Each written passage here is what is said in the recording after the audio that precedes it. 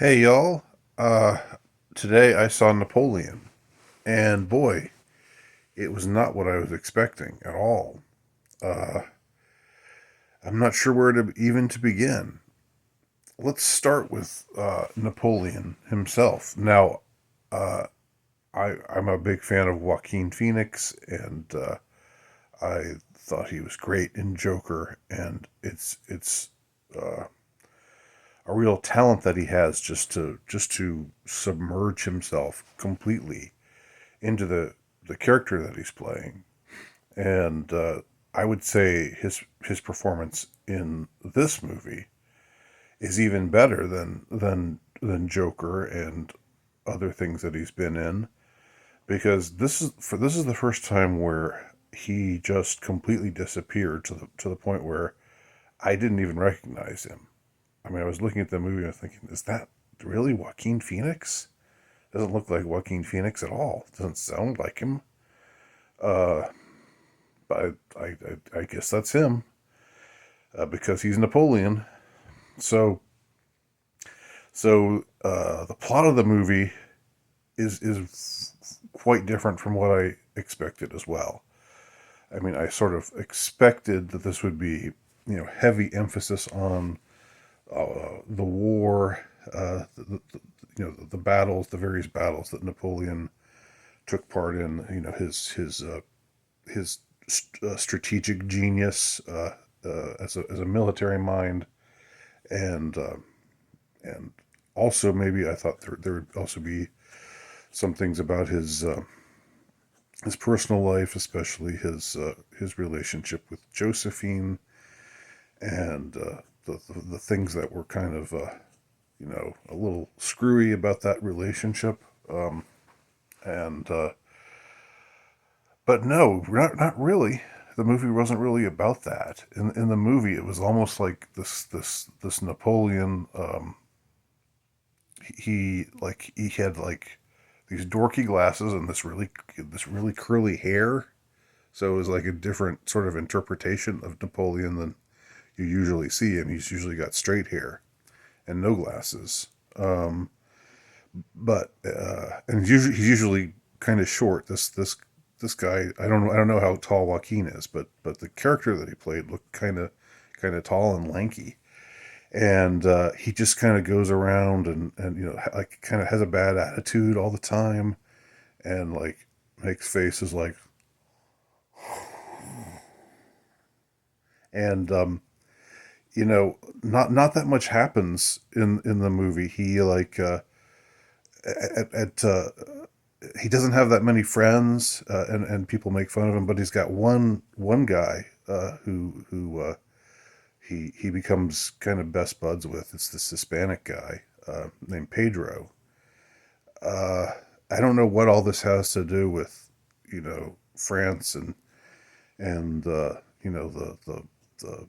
geopolitical situation of the 19th century and everything, but I guess they just decided to take things in a different direction. Anyway, so Napoleon learns to dance, and in one climactic scene, he comes out and you expect him not to be able to dance at all, because he just doesn't seem like he would have any sense of rhythm because of what he looks like and how dorky he is. But he comes out in this scene and he can really dance. I mean, it's amazing. It's an incredible moment, and it's like, wow. And and that's his triumphant moment. And after that, he just hits this tetherball around. Wow, the girl. I guess the girl in it is Josephine. Like, um, she's kind of this shy girl. I don't think he calls her Josephine in the movie, but I guess that's just like because he had this.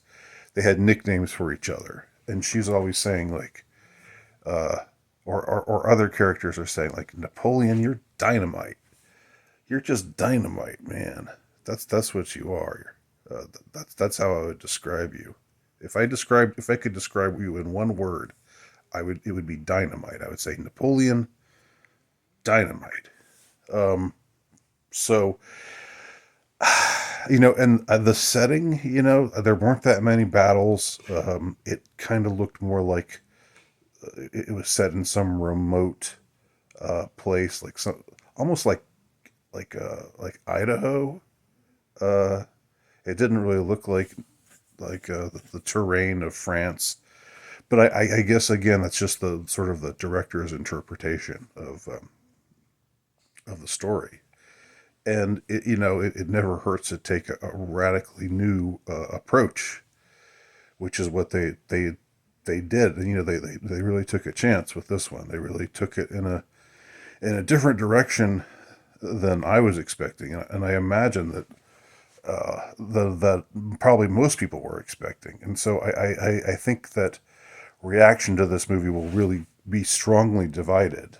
I think there'll be people who'll say, "What the hell? What? This doesn't have anything to do. This doesn't even look like it's set in the early 19th century or late 18th century, early 19th century at all. Where are all the costumes? Where's all the war that's supposed to be happening? These just look like a bunch of, I don't know, high school kids.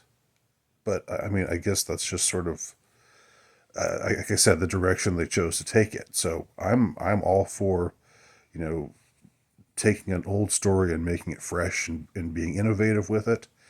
Uh, I don't think everything worked with this new direction that they took the story, but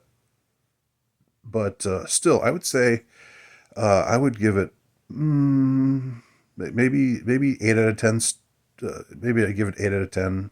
I haven't usually rated things before, but I just want to say this one merits probably 8 out of 10 stars, or 8 out of whatever the numerical value is that we're assigning here. Like 8 out of 10 would be the same thing as four out of five, right? Because you want to reduce it down to the lowest common denominator. So yeah, 4/5. See it.